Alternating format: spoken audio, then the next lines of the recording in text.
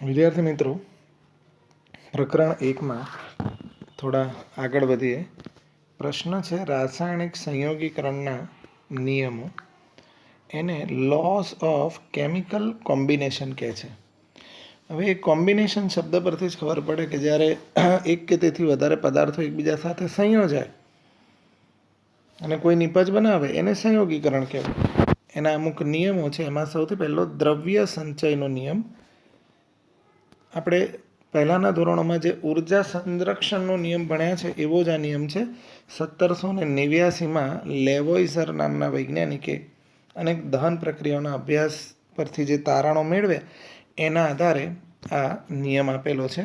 નિયમ છે દ્રવ્યનો નાશ ના થાય કે સર્જન ના થાય, માત્ર એના એક સ્વરૂપનું બીજા સ્વરૂપમાં રૂપાંતર થાય.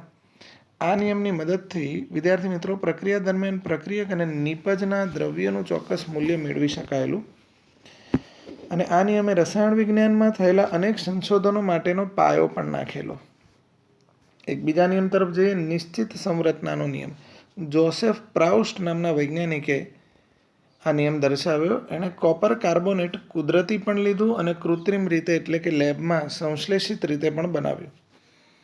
તો એ દરેક વખતે કોપરના દળથી ટકા સરખાવ્યા, ઓક્સિજનના પણ દળથી ટકા અને કાર્બનના પણ દળથી ટકા સરખાવ્યા. કહેવાનો મતલબ કે કોપર કાર્બોનેટ કુદરતી મળ્યું કે કૃત્રિમ મળ્યું, એમાં કોપર, કાર્બન અને ઓક્સિજનના દળ સરખા આવ્યા. એવામાં ડાલ્ટન નામના વૈજ્ઞાનિકે પણ એને મદદ કરી. એમણે કીધું કે સપોઝ કે કોપર કાર્બોનેટ છે, જો એમાં દળથી પ્રમાણ સરખું હોય, કૃત્રિમ હોય કે સંશ્લેષિત હોય, તો સાથે સાથે સંખ્યા પ્રમાણ પણ નિશ્ચિત છે. એટલે કે કોપર કાર્બોનેટમાં ગમે તે રીતે મેળવ્યો હોય, એક કોપર, એક કાર્બન અને 3 ઓક્સિજન રહેલા છે. એટલે નિયમને કંઈક આ રીતે રજૂ કરવામાં આવ્યો કે સંયોજન કોઈ પણ પદ્ધતિથી બનાવેલું હોય કે ગમે તે જગ્યાએથી એનું સેમ્પલ લીધું હોય, એમાં રહેલા ઘટક તત્વોનું દળ પ્રમાણ અને સંખ્યા પ્રમાણ બંને નિશ્ચિત હોય છે. એક બીજા ઉદાહરણથી બી અહીંયા સમજાવ્યું છે. H2O બનાવવાની આ ફર્સ્ટ મેથડ આપી છે અને એક આ સેકન્ડ મેથડ. 2 રીતે H2O બનાવ્યા છે. પણ બંને રીતે બનેલા H2Oમાં હાઇડ્રોજન અને ઓક્સિજનનું સંખ્યા પ્રમાણ પણ નિશ્ચિત હોય અને દળ પ્રમાણ પણ નિશ્ચિત હોય છે. એક ત્રીજા નિયમ તરફ જઈએ, સરળ ગુણક પ્રમાણનો નિયમ. બહુ સિમ્પલ છે વિદ્યાર્થી મિત્રો. જુઓ, 2 તત્વો જોડાઈને એકથી વધારે સંયોજનો બનાવે છે. જુઓ, નાઇટ્રોજન અને ઓક્સિજન એકબીજા સાથે જોડાઈને એકથી વધારે સંયોજન બનાવે છે. એ દરેકમાં નાઇટ્રોજનનું દળ તમે ચેક કરી લો. નાઇટ્રોજનનો પરમાણુ ભાર 14 છે, એટલે આમાં 2 નાઇટ્રોજન તો 28 ગ્રામ હશે, 1 નાઇટ્રોજન તો 14 ગ્રામ. એ રીતે એ જ રીતે ઓક્સિજનનું વજન પણ ચેક કરી લો. હવે શું કરીશું વિદ્યાર્થી મિત્રો, ધ્યાનથી જુઓ. આપણે આ બેમાંથી કોઈ એક તત્વનું દળ ફિક્સ કરી નાખીએ. ધારો કે નાઇટ્રોજનનું દળ મેં ફિક્સ કરી નાખ્યું બધામાં 14 ગ્રામ. તો એને અનુલક્ષીને હવે ઓક્સિજનનું વજન લખીશું. જુઓ, અહીંયા નાઇટ્રોજન 28 ગ્રામ હતો તો ઓક્સિજન 16 હતો. તો હવે નાઇટ્રોજન 14 કરીએ તો ઓક્સિજન થઈ જાય 8. એ જ રીતે અહીંયા નાઇટ્રોજન 14 હતો તો અહીંયા 14 જ છે, તો આ 16નો 16 જ રહેશે. 28 હતો નાઇટ્રોજન, એનો 14 કર્યો તો ઓક્સિજન થઈ જશે 28માંથી 24. એ જ રીતે બાકીનામાં પણ ચેક કરી શકાય. તો હવે જુઓ, નિયમને જરા રિપીટ ટેલી કરીએ. 2 તત્વો એકબીજા સાથે જોડાઈને એકથી વધારે સંયોજનો બનાવતા હોય ત્યારે બેમાંથી કોઈ એક તત્વના નિશ્ચિત વજન સાથે સંયોજાતા બીજા તત્વનું જુદું જુદું વજન એ સાદી પૂર્ણાંક સંખ્યા અથવા તો સાદા ગુણોત્તર દ્વારા દર્શાવી શકાય. આને સરળ ગુણક પ્રમાણનો નિયમ કહે છે. હવે વિદ્યાર્થી મિત્રો એક નવો નિયમ ભણીએ છીએ, ગેલ્યુસેક નો વાયુમય કદનો નિયમ. આ નિયમ સમજવા માટે અહીંયા ધ્યાન રાખો. સપોઝ કે મેં લીધું છે હાઇડ્રોજન અને ઓક્સિજન અને પછી પાણી બનાવ્યું છે. અને આ રીતે બી લખી શકાય, H2 + 1/2 O2 it gives H2O. માની લો કે આને 100 ml લીધું છે, તો આ એનાથી અડધું વપરાય છે અને આ એટલું જ એટલે કે 100 ml મળે છે. તો ગેલ્યુસેકનો નિયમ એવું કહે છે કે જ્યારે કોઈપણ રિએક્શનમાં વાયુરૂપ સંયોજનો સંયોજાતા હોય, અથવા તો આ ગેસ છે, આ પણ ગેસ છે, આ પણ ગેસ ફોર્મમાં મળે છે, અથવા તો વાયુરૂપ સંયોજનો નિપજ તરીકે મળતા હોય, ત્યારે સમાન તાપમાન અને દબાણ જો ધરાવતા હોય આ વાયુઓ, તો એમના કદ સાદો ગુણોત્તર દર્શાવે. એટલે અહીંયા હાઇડ્રોજન અને ઓક્સિજનનું જે કદનો ગુણોત્તર છે એ 50:100:50 એટલે કે 2:1 છે. તો આવો સાદો ગુણોત્તર ધરાવતા હોય. ફરીથી એકવાર, જ્યારે કોઈ બી કેમિકલ રિએક્શન દરમિયાન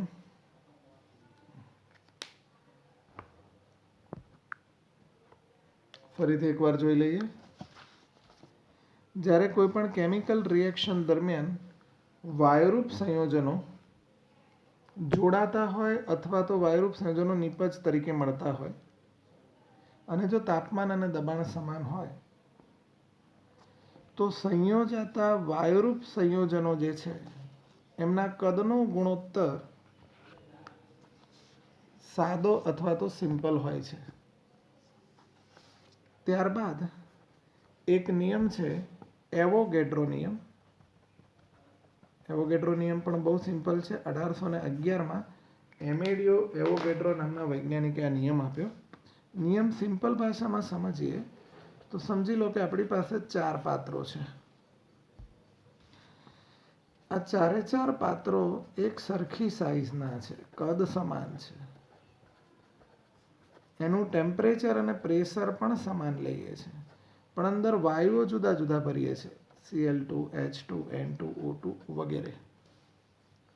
તો ધ્યાન રાખો, સમાન તાપમાને અને દબાણે સમાન કદના વાયુઓમાં અણુઓની સંખ્યા સમાન હોય, પણ જો હું આના કદ વધારી દઉં તો અણુઓની સંખ્યા વધશે. જો અણુઓની સંખ્યાને n ધારી લઈએ અને કદને v ધારી લઈએ તો v ચલે છે n. આ એવોગેડ્રોનો એક સીધો સિદ્ધાંત થયો. નેક્સ્ટ સિદ્ધાંત છે વિદ્યાર્થી મિત્રો ડાલ્ટનનો પરમાણ્વીય સિદ્ધાંત. આપણે પહેલાં પણ ભણેલા છે. દ્રવ્યના જે નાના કણો છે એનો પાયો ગ્રીક તત્વજ્ઞાની ડેમોક્રિટસ સુધી જાય છે. એને અનુલક્ષીને 1808માં ડાલ્ટને રાસાયણિક તત્વજ્ઞાનની એક નવી પદ્ધતિ રજૂ કરી. એના અમુક મુદ્દા છે નીચે મુજબ. તત્વનો નાનામાં નાનો કણ એટલે પરમાણુ. એ પરમાણુ અવિભાજ્ય હોય છે. આની ડિટેલ આપણે પહેલાં ભણેલા છે. કોઈ એક જ તત્વના તમામ પરમાણુઓના દળ અને ગુણધર્મો સમાન હોય, પણ જુદા જુદા તત્વોના પરમાણુઓના દળ અને ગુણધર્મો અલગ અલગ હોય. કોઈ પણ પરમાણુ ભલે અતિ સૂક્ષ્મ હોય પણ એનું દળ નિશ્ચિત હોય. 2 કે તેથી વધુ તત્વોના પરમાણુઓ રાસાયણિક સંયોગીકરણથી જોડાય તો અણુ અને સંયોજન બનાવે. ત્યારે એમાં જોડાતા પરમાણુની સંખ્યા સાદી પૂર્ણાંક સંખ્યા દ્વારા દર્શાવી શકાય. કોઈપણ રાસાયણિક પ્રક્રિયા દ્વારા પરમાણુઓની ફેરગોઠવણી થાય પણ એનું સર્જન કે વિનાશ ના થઈ શકે. ન્યુક્લિયર પ્રક્રિયાઓ જ્યારે અસ્તિત્વમાં આવી અને સમસ્થાનિકો શોધાયા ત્યારે ડાલ્ટનના નિયમનું મહત્વ રહ્યું નહીં. કારણ કે વિદ્યાર્થી મિત્રો, સમસ્થાનિકોમાં પ્રોટોનની સંખ્યા સમાન હોય અને ન્યુટ્રોનની સંખ્યા જુદી જુદી હોય. મતલબ કે એનો ન્યુટ્રોન અને પ્રોટોન તમે ગણી શકો. અને ક્યારે ગણી શકો? જ્યારે પરમાણુ વિભાજ્ય હોય ત્યારે. અને આપણને અહીંયા કીધું હતું ડાલ્ટને કે પરમાણુ અવિભાજ્ય છે. એ જ રીતે વિદ્યાર્થી મિત્રો, ન્યુક્લિયર બોમ્બ જ્યારે વિસ્ફોટ થાય ત્યારે એનું કેન્દ્ર ફાટે. અને કેન્દ્ર ફાટે તો એનો મતલબ કે પરમાણુ વિભાજ્ય છે. અને અહીંયા એવું કીધેલું કે પરમાણુ અવિભાજ્ય છે. એટલે જ્યારે ન્યુક્લિયર રસાયણ અને સમસ્થાનિકોની શોધ થઈ ત્યારે ડાલ્ટનના નિયમનું મહત્વ જળવાયું નહીં.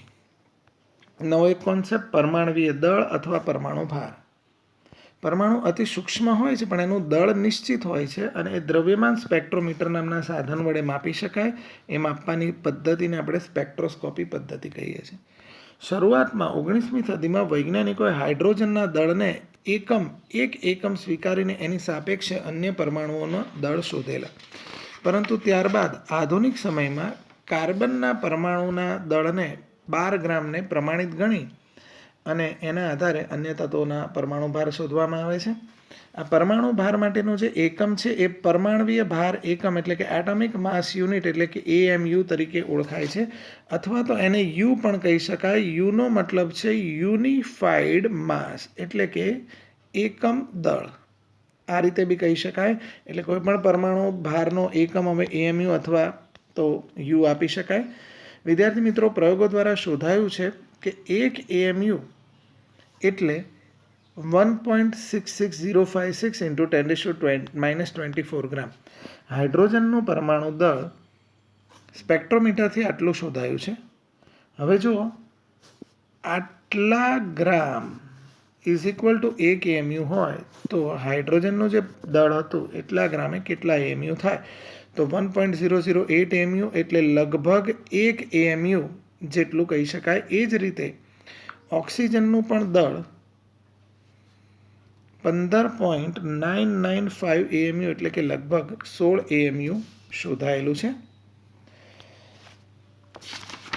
કુદરતમાં મળતા અનેક તત્વો એક કરતાં વધારે સમસ્થાનિકો ધરાવતા હોય. આવા સમસ્થાનિકોનું અસ્તિત્વ અને એનું પ્રમાણ, સાપેક્ષ પ્રમાણ ધ્યાનમાં લઈને આવા તત્વો કે જે સમસ્થાનિકો ધરાવે છે એના પરમાણવીય દળ શોધી શકાય. દાખલા તરીકે કાર્બનના 3 સમસ્થાનિકો C12, 13 અને 14 છે. તો એનું સાપેક્ષ પ્રમાણ કુદરતમાં જુઓ અહીંયા આપેલું છે, એના પરમાણવીય દળ પણ આપેલા છે. તો હવે કાર્બનનું સરેરાશ પરમાણવીય દળ કેવી રીતે શોધીશું? વિદ્યાર્થી મિત્રો, આનો સ્ક્રીનશોટ લઈ લો તો આગળ તમને કામ લાગશે. હવે કાર્બનનું પરમાણવીય દળ આ રીતે શોધીશું. C12 અને એનું સાપેક્ષ પ્રમાણ એટલે 12 અને એના સાપેક્ષ પ્રમાણનો ગુણાકાર પ્લસ 13.0035 પરમાણવીય દળ અને એના સાપેક્ષ પ્રમાણનો ગુણોત્તર, એ રીતે 14.00317 અને એના સાપેક્ષ પ્રમાણનો ગુણોત્તર. એ રીતે કરશો તો 12.011 યુ અથવા તો AMU આન્સર આવશે. એટલે લગભગ એને 12 AMU કહી શકાય. વિદ્યાર્થી મિત્રો, પરમાણુય ભાર પછી આણવીય ભાર અથવા તો આણવીય દળ વિશેની માહિતી મેળવીએ. બહુ સિમ્પલ છે. અણુમાં રહેલા તમામ પરમાણુઓના પરમાણવીય દળોનો સરવાળો એટલે આણવીય દળ. દાખલા તરીકે મિથેન, તો મિથેનમાં 1 carbon and 4 hydrogen, so 12 plus 4 into 1 so 16 U. એને ગ્રામ પર મોલ પણ લખાય, મોલની ડિટેલ હમણાં આપણે સમજીશું, અથવા તો એને 16 MMU લખાય. અહીંયા વિદ્યાર્થી મિત્રો, MMU એટલે મોલેક્યુલર માસ યુનિટ. એને ગુજરાતીમાં કહીશું આણવીય દળ એકમ. જેમ પેલામાં પરમાણવીય દળ એકમ હતો એમ આમાં આણવીય દળ એકમ કહેવાય છે. એક નવા કોન્સેપ્ટ તરફ જઈએ, સૂત્રભાર અથવા સૂત્રદળ. વિદ્યાર્થી મિત્રો, આ જે સંયોજન છે એ NaCl દર્શાવેલું છે. એમાં Na+ અને Cl- જાળીદાર રચનામાં ગોઠવાયેલા છે. આવું ફિગર પહેલાં બી તમે જોઈ ગયેલા છો. Na+ અને Cl- જ્યારે જોડાયા હોય એટલે કે આયનોની ગોઠવણી હોય ત્યારે એને આયનીય સંયોજન કહેવાય. અહીંયા વિદ્યાર્થી મિત્રો, તમે એક Cl- ને ચેક કરશો, આ એક Cl- તો એ બીજા 6 Na+ સાથે ગોઠવાયેલું છે. 1, 2, 3, 4, 5 અને 6. એવી રીતે તમે જોશો કે પ્રત્યેક ધનાયન બીજા 6 ઋણાયન સાથે અને પ્રત્યેક ઋણાયન બીજા 6 ધનાયન સાથે જોડાયેલો છે.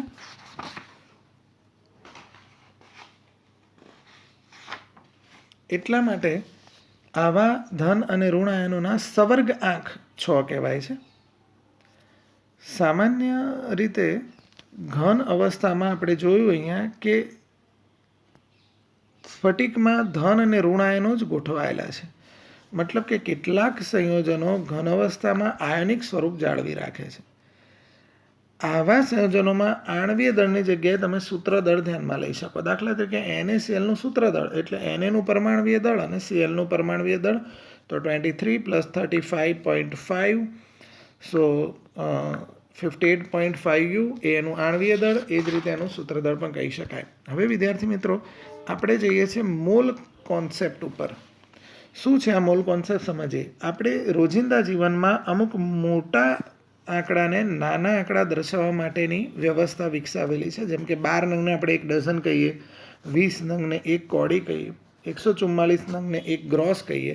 એવી જ રીતે રસાયણ વિજ્ઞાનમાં પણ જટિલ સંખ્યાઓ, મોટી સંખ્યાઓને નાની દર્શાવવા માટે આપણે એક એકમ વિકસાવ્યો છે જેને મોલ તરીકે ઓળખવામાં આવે છે.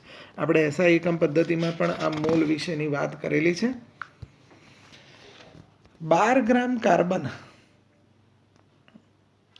જેટલા પરમાણુઓ હશે એટલા જ પરમાણુઓ ધરાવતો જથ્થો એને 1 મોલ કહેવાય. આની વાત આપણે પહેલાં કરેલી છે.